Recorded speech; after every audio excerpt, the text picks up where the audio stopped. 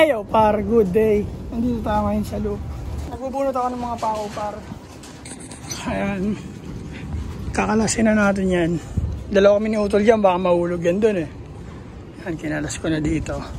Bunutin ko yung mga pako, ayusin ko yan, kakalasin ko yan. Mag-alas 6 na ng hapon par. Linisin natin dito. Ito, konti lang tatrabahuin dito. Ay, mga ibon natin sa loob na. Napakapayapa ng araw dito par. Pag naayos na par, pag natanggal na to.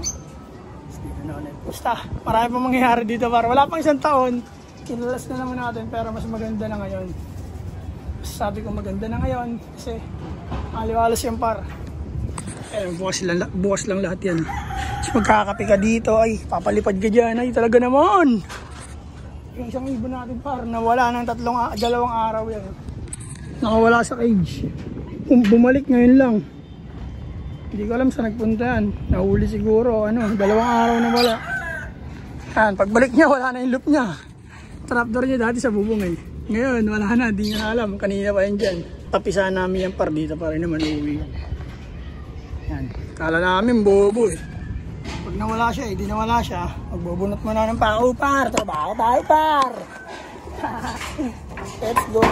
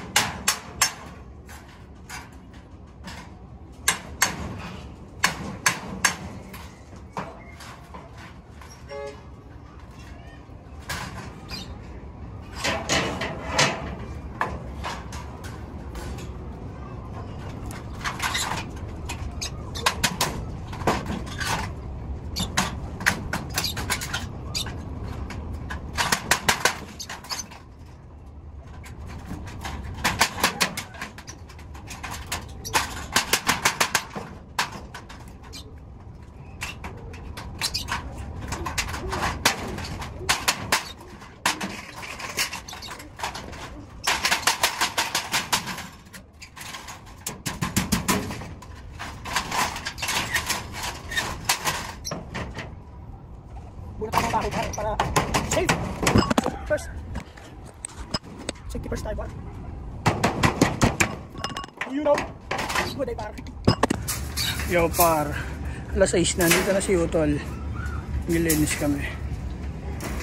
Yan. Nagbunutan ko ng pako yan par. Ito ayusin pa namin yan. Dito yung grinder di ba? Oo. Yan. Kaya di mo muna inalo yung blue bar tol eh. Di mo muna inalo. Bakit? Saan kaya galing yun?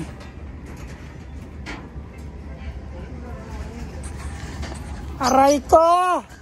Ubus yan.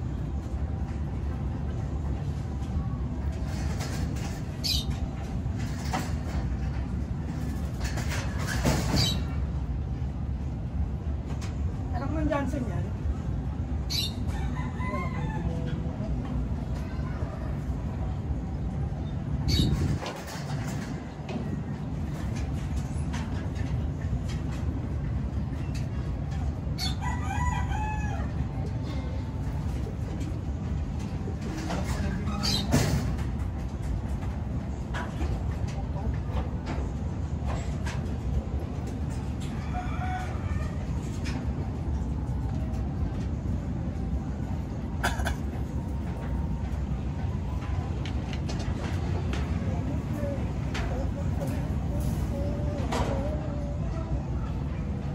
Nilalaro sila sa Davao tol eh. Kaya ka eh.